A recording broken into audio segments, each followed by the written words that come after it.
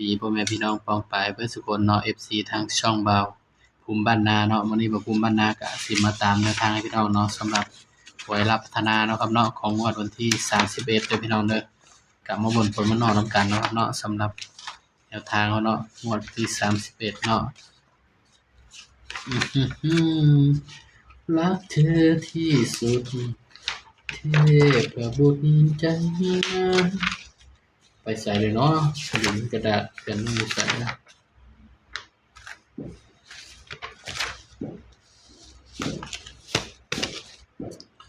นี่เนาะให้เด่น8กับ9เนาะครับเนาะ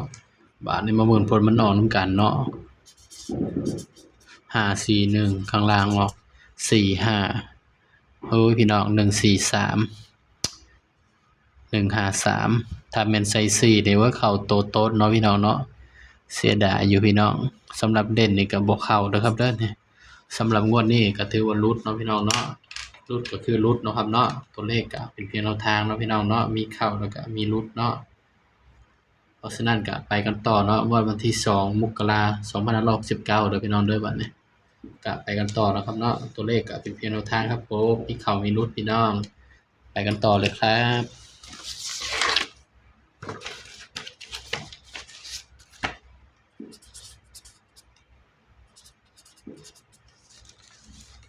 ตามกันต่องวดวันที่2มกราคม2569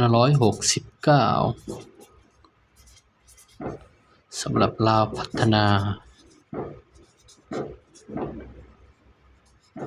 ก็ฝากพ่อแม่พี่น้องป้องปายเนาะฝากกดไลค์กดแชร์กดติดตามช่องบ่าวภูมิบ้านนาหน่อยเด้อพี่น้องเด้อเสียดายอยู่งวดส่งท้ายปีบ่ปังเลยพี่น้องเอ้ยงวดส่งท้ายปีบ่ปังเลยเนาะครับเนาะ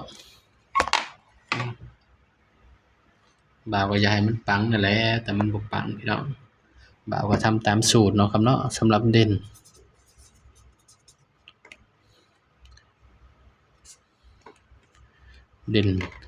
ให้เด่นไปที่3กับ4นะครับเด้อนี่งวดวันที่2ให้เด่น3กับ4นะครับเด้อนี่ย้ำว่าตัวเลขเป็นเพียงแนวทางเนาะครับเนาะมีเข้ามีหลุดพี่น้องเด่น3กับ4เพราะฉะนั้นก็เอามาจับคู่นำกันเลยพี่น้อง32 35 36 37 42 45นี่ออกแล้วก็มีสิทธิ์ออกอีกได้เด้อครับเด้อนี่7สำหรับตัวเด่นเนาะให้เด่น3นะนี่ก็เป็นเพียงแนวทางนะครับเนาะ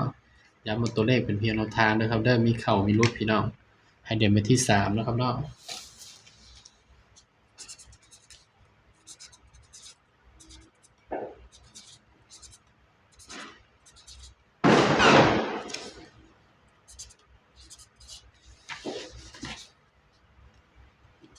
3 6 9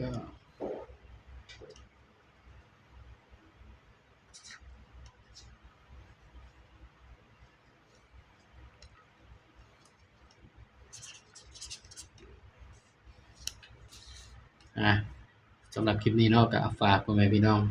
ป้องปายเนาะทุกคนเนาะฝากกดไลค์กดแชร์กดติดตามช่อง